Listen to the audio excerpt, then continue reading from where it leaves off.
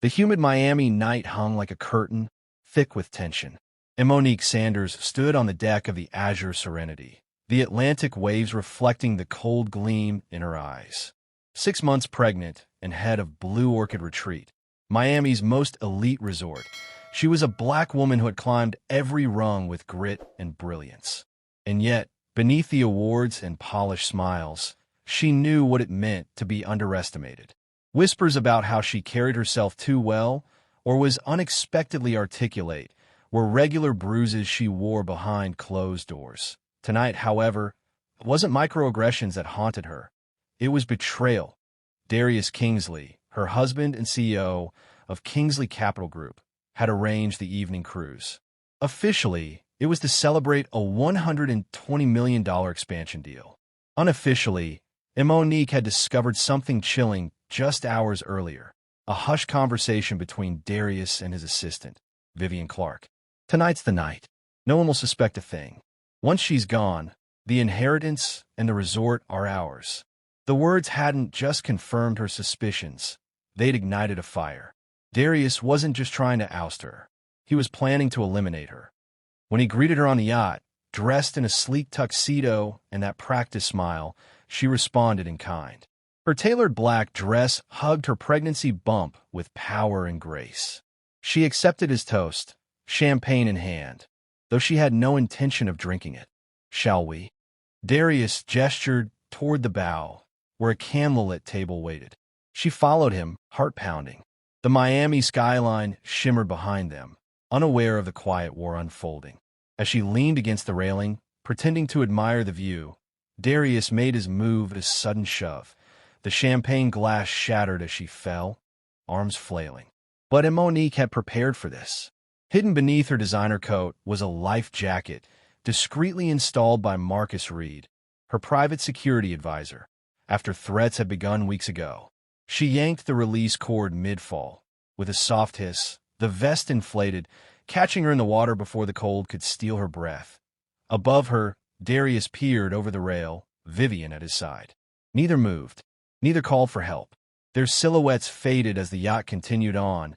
Certain she was gone, Monique stayed still, floating in the dark, heart aching but spirit intact. She watched the stern light vanish into the black. Seconds later, a speedboat cut through the waves. Marcus and 2 divers pulled her aboard in silence. She was shivering but alive. Wrapped in blankets, her soaked coat discarded, she tapped the waterproof phone stashed in her vest. A single message blinked on screen. "Safe. Go to Harmony Estate. We have what we need." She didn't cry. Not yet. Betrayal could wait. Vengeance required focused AT Harmony Estate, her late mother's hidden villa near Palm Shores. And Monique set up headquarters. She wasn't just going to survive. She was going to fight. The next morning, national headlines declared her dead. Pregnant hotel, CO lost at sea. News anchors lamented the tragedy. Hashtags swarmed across social media. But beneath the digital mourning was a truth she had always known. The world grieved black women faster than it respected them. While Darius and Vivian toasted to her memory at a lavish marina memorial, and Monique was assembling a team. Samuel Pierce, a seasoned corporate attorney who once represented Kingsley Capital, arrived with a duffel full of original family trust documents. And Monique, and only Monique, legally owned every inch of Blue Orchid. "Darius thinks he erased every copy," she told Samuel. "He never imagined I kept the originals." Next came Eleanor Jackson, the only board member who hadn't fallen under Darius's influence. She handed Monique a flash drive containing weeks of surveillance footage. Darius and Vivian whispering near accounting offices, transferring files, even discussing offshore accounts. They were careless, Eleanor said. They thought no one was watching. And Monique was watching now. Inside Harmony's old study, they analyzed bank records, audio files, and the yacht schematics. A forensic accountant confirmed the champagne glass had contained traces of a sedative. One image, captured by drone the night of the attack, showed damage to the yacht's rear hull exactly where Monique had hit it. But she didn't just want justice. She wanted a reckoning. With Marcus's help, she built a secure media network, Project Phoenix. Trusted journalists from Black-owned outlets and independent investigators were prepped with files, interviews, and statements. When the time came, they would unleash the truth point 1 week later, and Monique stood before a floor-length mirror. Her belly had grown, so had her resolve. Dressed in a gray blazer, she rehearsed her comeback speech, eyes steely. "We remind them who built the empire," she told Marcus, Samuel, and Eleanor. "And who will take it back?" Monday morning dawned bright in Miami. Inside Kingsley Capital's glass tower, executives gathered for an emergency board meeting. Darius sat at the head, unaware of the storm outside. The double doors opened, he turned, and there she stood, Monique Sanders. Alive, pregnant, unbothered. Whispers rose like wind through dry leaves. Chairs scraped back. The woman they buried had returned. Darius's face went pale. Monique stepped forward, heels striking the marble like war drums. "Let's begin," she said, voice calm but cutting. "We have much to discuss." And outside, the skies began to darken, just as she had planned, flanked by cameras and flashing lights. Monique Sanders stepped into the Kingsley Capital boardroom like a storm in heels. Project Phoenix, her secret media task force, had tipped off major outlets, ensuring her return wasn't just witnessed. It was immortalized. Gasps swept the room. The CEO, presumed dead, was alive, radiant, and unshaken. Darius Kingsley, handcuffed and pale, sat rigidly between two security officers. Vivian Clark, his accomplice, crumbled in the corner, her smeared makeup reflecting the fall from grace. Investors, board members, and journalists watched as Monique placed a thick envelope on the conference table. "I'm not here for revenge," she said, her voice calm, yet commanding. "I'm here for truth." Inside the envelope were certified legal documents. The Sanders Family Trust proving her ownership of Blue Orchid Retreat, affidavits detailing Darius's murder attempt, forensic reports of sedatives found in her champagne, and records of Vivian's offshore accounts. The room fell silent. "You were misled," she continued. "You believed I was gone. You trusted a man who would rather kill than lose power. Today, I reclaim what's mine, not through force, but through proof, integrity, and perseverance." Harriet Bell, a senior board trustee, stood.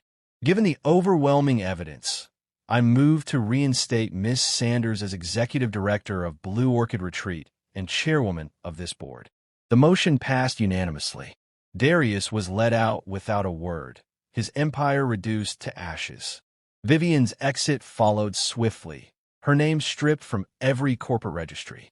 Outside, headlines erupted. Black woman CEO reclaims power after murder plot, and Monique Sanders. Resilience in a corporate storm. Kingsley Capital stocks surged. Travel agencies reported a spike in bookings for the newly promoted Sanders Sanctuary Spa package. That evening, Monique returned to Blue Orchid Retreat. Loyal staff, lining the marble lobby with flickering candles, welcomed her in silence and awe. Lanterns floated into the sky, white and gold, symbols of hope, healing, and legacy. Eleanor Jackson approached with a glass of Phoenix sparkling water. "To rewriting history," she said. Monique raised her glass. "And to every woman who chose power over fear." In the weeks that followed, Monique didn't simply return a business. She reshaped it. National media hailed her as a transformative force. Forbes, Fortune, and the Wall Street Journal ran headlines like "Ethical Leadership Redefined" and "Monique Sanders Drives Blue Orchid to New Heights." Bookings at the resort tripled. Investor confidence soared. But Monique wasn't content with numbers. She launched the Blue Orchid Women's Leadership Summit, a landmark event at the resort's Ocean View Ballroom. It drew top Black female executives, scholars, and changemakers. Workshops on negotiation, wealth building, and personal wellness sold out in hours. "Representation is not a gift," Monique declared in her keynote. "It's a right earned and defended every day."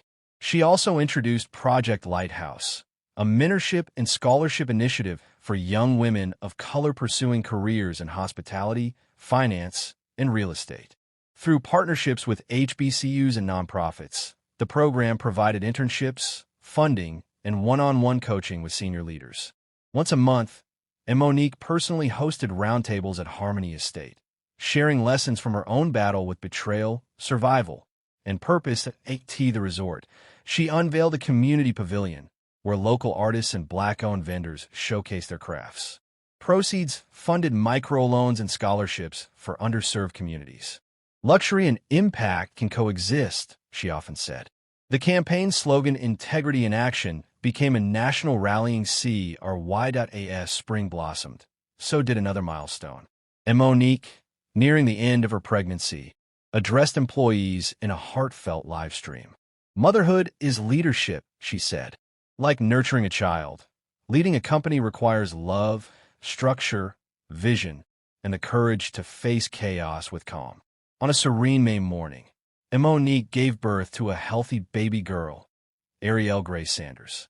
In the privacy of Harmony Estate, surrounded by family and trusted friends, she cradled her newborn with the same strength that had once kept her afloat in the Atlantic, alone, betrayed, but unbroken. Messages of congratulations poured in from world leaders, celebrities, and young women inspired by her journey. Social media lit up with the hashtag #MoniqueRises. But for Monique, it was never about the spotlight. It was about leaving the world better than she found it. 2 months later, at a televised ceremony unveiling the Ariel Grace Foundation, a fund supporting maternal care in underserved communities, Monique stood behind the podium in a white suit, her daughter in her arms. Wealth fades. Power shifts. But legacy, she said, is written by how we rise after we fall. Mine begins with truth, resilience, and the belief that leadership must serve, not control. As the crowd rose in applause, Monique Sanders smiled, no longer defined by the betrayal behind her, but by the future she was building. For her daughter, for her staff, for every woman who had ever been told she was too bold, too ambitious, or too much. And so, under the golden Miami sun, a new legacy was born, not just in blood but in brilliance.